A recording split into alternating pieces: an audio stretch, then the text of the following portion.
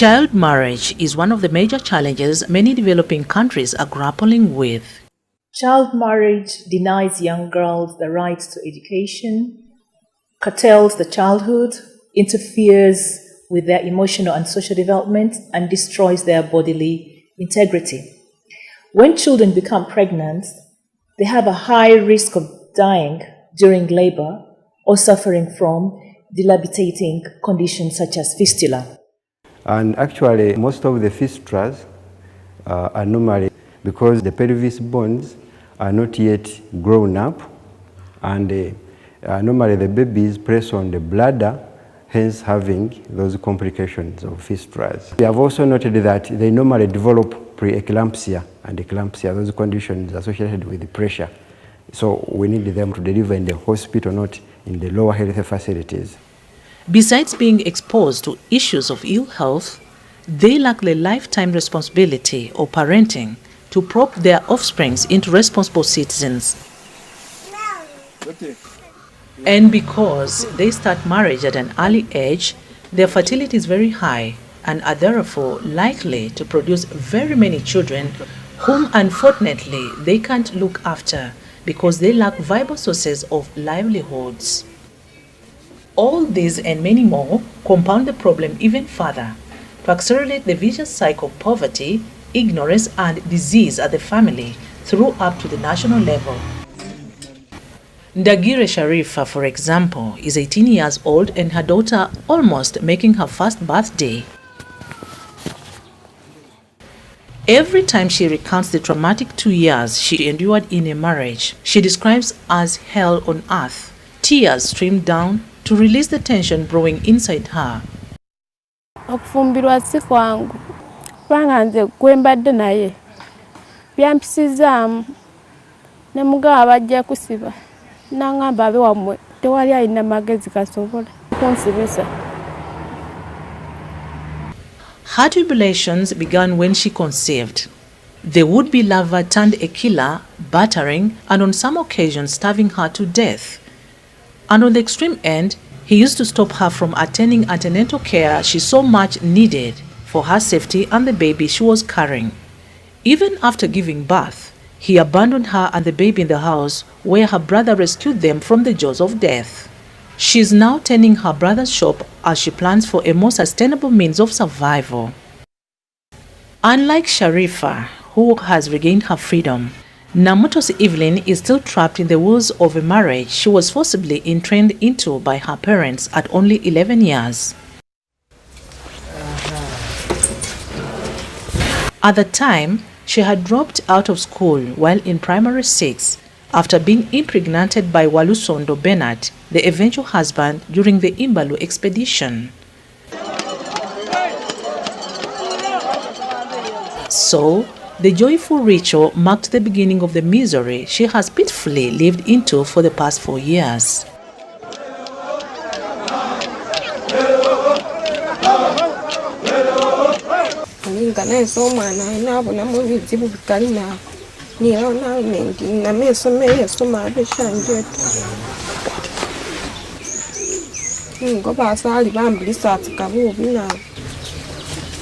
kila naruvaye somera nitsa nahali alinga nitsa aho haliha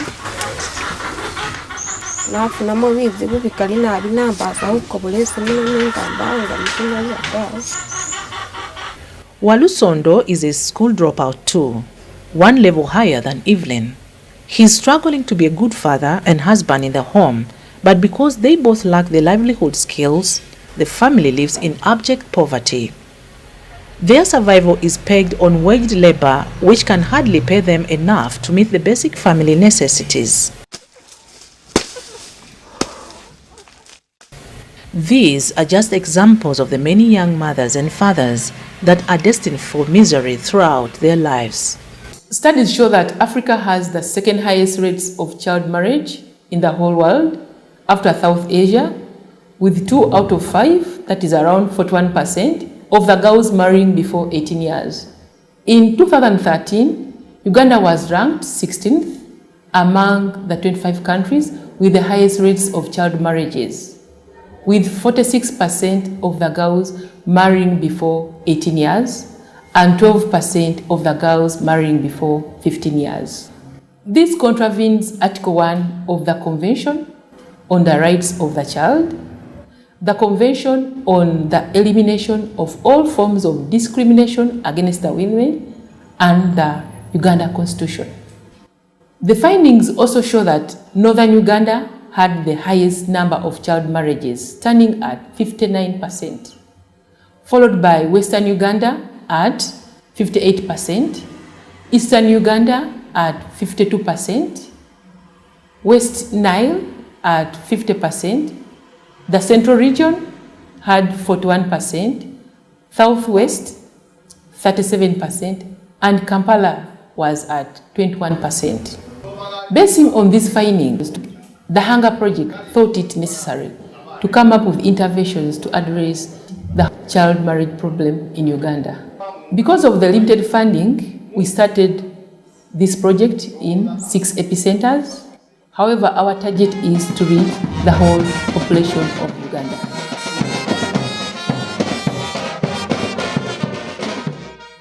The Hunger Project Uganda, with funding from BZ, the Dutch Ministry of Foreign Affairs, through Stichting Kinderpostgirls, has been implementing a 1-year combating child marriage project to end this gruesome vice. This project aims at sensitizing communities about the human rights for girls and women, to enable them understand that they can take a stand against child marriages, which are a vice and a danger to not only the girls but the entire communities. We've been working together with the government, with other NGOs, with the schools, with the district authorities, with the police and probation officers. Particularly, we are interested in this as stakeholders in the issue, but also we know that they can also help us in combating the problem. With the government, we are particularly interested because they are the ones who implement the laws and the policies, and they are the ones who can also take action against violations of such rights. As government, we have come up with laws because this is one of the areas that really is affecting us as far as our girls are concerned. But we need to see that we work together to implement our laws. We have the FGM Act prohibiting those people who are circumcising our girls so that they get married at such an early age. In case you are caught, you have to be criminalized. Then the Domestic Violence Act is in place. Let people not negotiate at home. We need to take these cases to police so that we see the perpetrators being punished. So let the people implement these laws.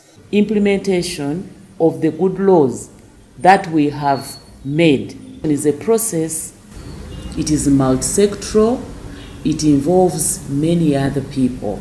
So we need to engage other organizations, NGOs, the churches, the religious institutions, and we have to engage both men and women in the communities, because that is where you find fathers who are just looking at their daughters and they are seeing cows and wealth in these daughters, and the mothers don't have a say.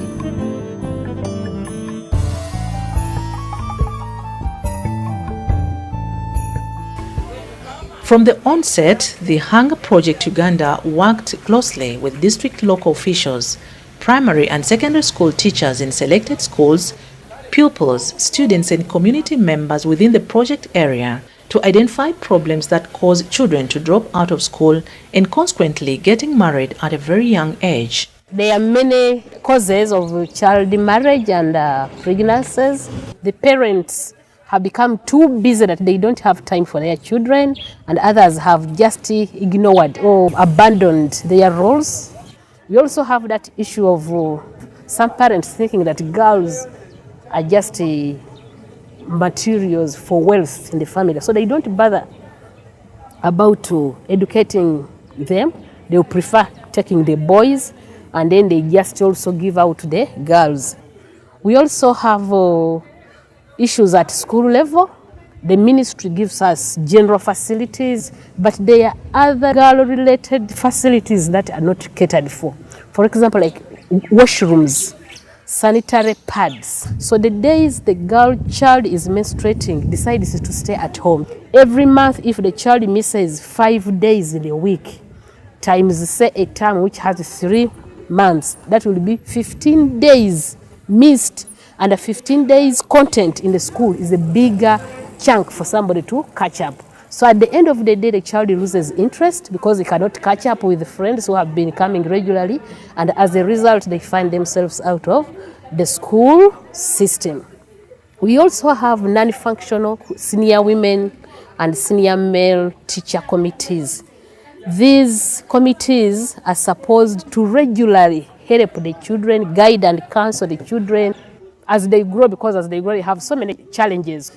And in the absence of the teachers, these children end up being talked to by their peers, who also have inadequate information about the body changes, about the sexual issues, so at the end of the day, they end up having different thinking altogether, and they end up having problems of early marriages.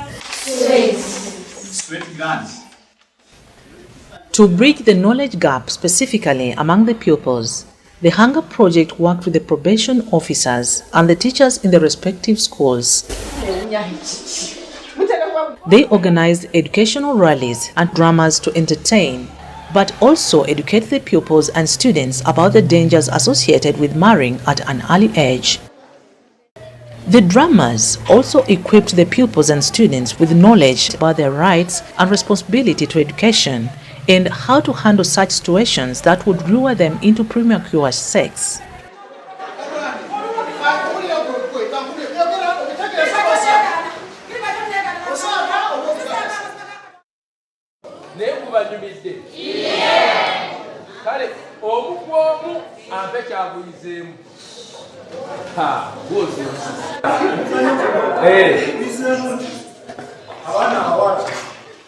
baleke kuyindi banawula obutono kubanga buyinza okuvaamu ekintu ekiyinza okuleetera obuzibu obunene nga n'obuseera tewafuna tosobola kuvumbulamu ekyo ekisimisa oba ofunye. I have learned that it's not good for students to have sex. School debates were also very instrumental in disseminating the information about several issues concerning child marriages. The debates, for example, empowered the pupils and students to speak out publicly about this vice. The filming crew made primary 5 pupils at Nawanyingi Primary School debating whether or not young mothers should be given the opportunity to go back to school. When a child is given opportunity to go back to school, she will not continue fornicating because she will know that she will become pregnant again. The school administration often calls in law enforcement officers to educate the children about where, when, and how to report those who abuse their rights.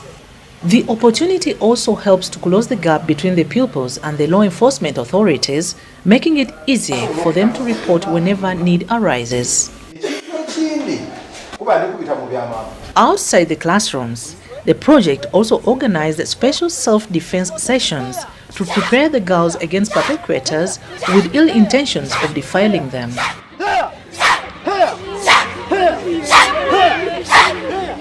Don't do that alone. Also make an alarm to call some people to do what? To help, okay? That is like first aid.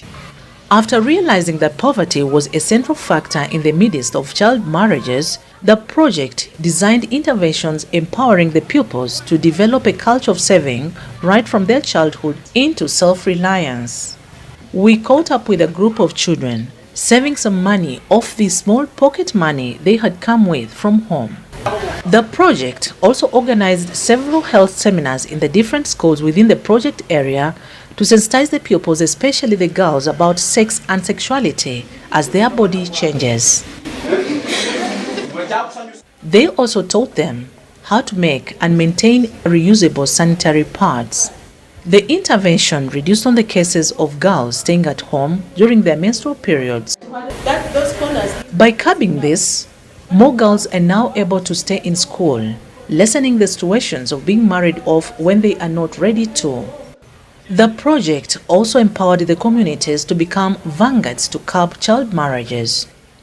Through different forums such as community dialogues, the parents, opinion leaders as well as the other community members were sensitized about the advantages of supporting their children to complete the education cycle and the dangers of child marriages. Community resource persons, especially those that got married at a very young age, used personal testimonies to drive the point home.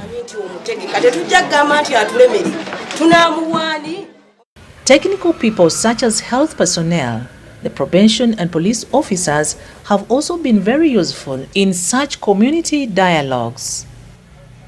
In specifically a sensitization plan that was called Breaking Social Cultural Barriers, we were looking at the general community. Because in the African setting, you find that a child is more like a community child. So, educating just the parents is not enough, because a parent may actually be an accomplice to a vice, but may be reported by a neighbor. So it is just prudent for a project to create sustainability by educating the entire community. The communities in general can also use microfinancing schemes, call them SACCOs, at the epicenters to, among other things, help particularly the young mothers and adult women to grow their capital base to start income-generating projects. With a fairly strong financial base, their voices can also be heard in matters regarding the well-being of their children, including supporting them until they finish school.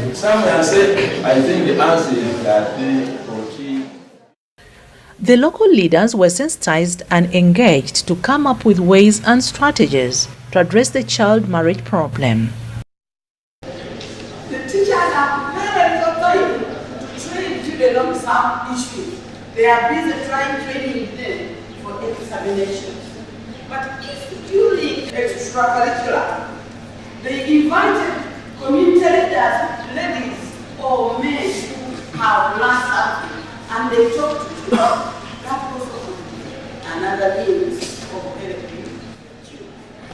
Can we have dialogues within the circumstances of operation that can be tracked and implemented at the local level? Because it's customizing the national laws and saying, this is what we want to do at our local level for the good of the children that we are serving in our catchment areas. They also appeal to the government and the local governments to increase on the funding of different child protection activities in the probation and other child welfare departments so that they are able to conclude any matters brought to their attention. One of the departments that are marginalized is the community-based service department. And this is where the probation and social welfare is falling. Actually, you find that you have a budget of like 1 million a year. So we are just happy that sometimes the development partners come in and support where need to be, but they may only give you a quarter of what you are supposed to cover in the whole financial year. That's why you may end up not reaching every grassroots in the community. This far, a considerable number of pupils, students, leaders and community members have been reached.